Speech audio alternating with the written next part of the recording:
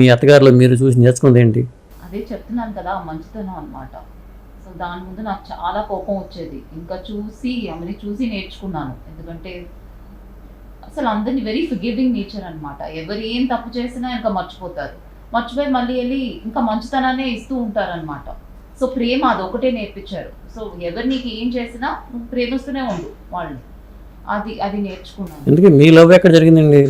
మాది స్కూల్లో జరిగింది. చెన్నై ఇక్కడ హబీబుల్లా రోడ్డేనా? వాళ్ళు మహాలింగపురం అండి, మనం హబీబుల్లా రోడ్ అండి.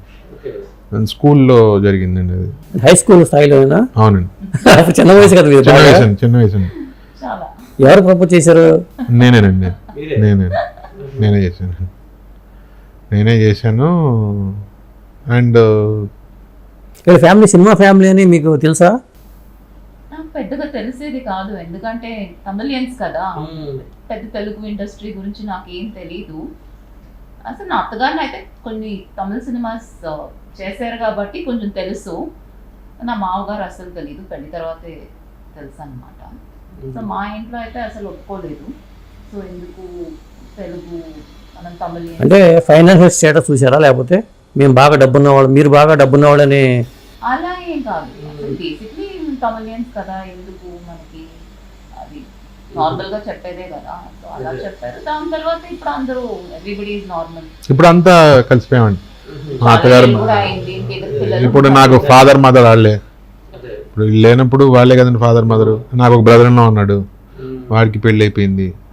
సో ఇప్పుడు మెడ్రాస్ వెళ్ళానుకోండి, నేను అక్కడే ఉంటాను, అందరం అదే ఇంట్లో ఉంటాం. వాళ్ళు అప్పుడప్పుడు ఇక్కడికి వచ్చేస్తారు.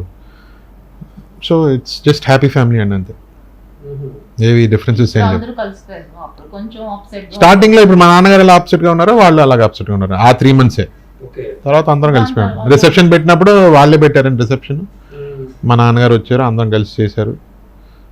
ఇంకా నార్మల్ అయిపోయిందండి. కానీ మీ నాన్నగారు ఒక సినిమాతో జాగ్రత్త పడ్డారు. సాధారణంగా కొంతమంది హీరోలు ప్రయత్నాలు చేస్తూ ఉంటారండి, చేసి మొత్తం ఆస్తులను పోగొట్టిన వాళ్ళు ఉన్నారు. లేదండి, మా నాన్నగారు అంటే టు బి వెరీ ఫ్రాంక్, మా నాన్నగారు ఆ సినిమాకి వచ్చేసి ఇంటి పేపర్స్ పెట్టేశారండి, పెట్టి సినిమా చేశారండి. చేసిన తర్వాత ఆ డబ్బులు కూడా కట్టేశారండి. అది ఎవరో వైజాగ్ ఫైనాన్సర్, నాకు తెలిసినంత వరకు, నాకు ఎగ్జాక్ట్గా తెలిసినంత వరకు ఆయన ఇది పేపర్స్ ఇవ్వలేదండి. లేదు ఇంకా మీరు నాకు డబ్బులు కట్టాలని చెప్పి ఏదో అపోజ్ చేస్తే, ఫస్ట్ మీటింగ్ విత్ ఎన్టీఆర్ గారు, నేను చెప్పాను కదండి మెడ్రాస్లో సీఎంగా ఉన్నారు, ఈ విషయంగానే వెళ్ళామండి. వెళ్తే మీరు నమ్మితే నమ్మండి, 24 hours పేపర్ ఇంటికి వచ్చింది. అన్నయ్య గారు నా బ్యాంక్ స్టేట్మెంటు ఇలా తీసుకున్నాను, ఇలా కట్టాను, అయినా కూడా పేపర్ ఇవ్వట్లే నాకు, నన్ను మీరు హెల్ప్ చేయాలి అని ఆయన అడిగితే, రామకృష్ణ గారు అడిగారా? ఇవాళ చెన్నైలో ఉన్నారండి, నెక్స్ట్ డే ఈవినింగ్ హైదరాబాద్ వెళ్తున్నారు. ఆ హైదరాబాద్ వెళ్ళిన 24 hours ఎవరైతే ఫైనాన్స్ ఉన్నారో ఫోన్ చేసి, సార్ మీ పేమెంట్ క్లియర్ అయిపోయింది, సారీ మీ పేపర్స్ కొరియర్ చేస్తున్నానని చెప్పేసి, అదే పోస్ట్ చేస్తున్నానని చెప్పేసి, మనిషి కూడా రాకుండా పోస్ట్ చేస్తే 1 dayలో స్పీడ్ పోస్ట్లో ఇంటికి వచ్చింది. చూసారా? అప్పుడు ఎన్టీఆర్ అంకుల్ చెప్పిన మాటలు ఏంటంటే, రామకృష్ణ జాగ్రత్త, ఏదైనా ప్రయోగం చేసేటప్పుడు జాగ్రత్త. ఆ ఒక్క పాయింట్ పట్టుకున్నారండి. నాకు తెలిసి ఇది 84 అండి, 84. కేవలం మాట సాయం, మణులు మాణిక్యాలు ఇవ్వక్కర్లేదు, మాట సాయం చేశారు. 84 కాదండి, 85, 86 అనండి. ఇంకా అప్పటి నుంచి మా నాన్నగారు మారిపోయారు, జాగ్రత్త పడ్డారు. ఇక అన్నయ్య గారు చెప్పారు,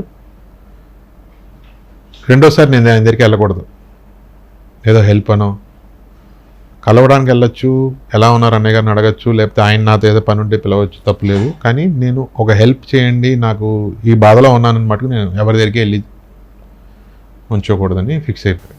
ఎన్టీఆర్ గారు చనిపోయినప్పుడు వెళ్ళారండి?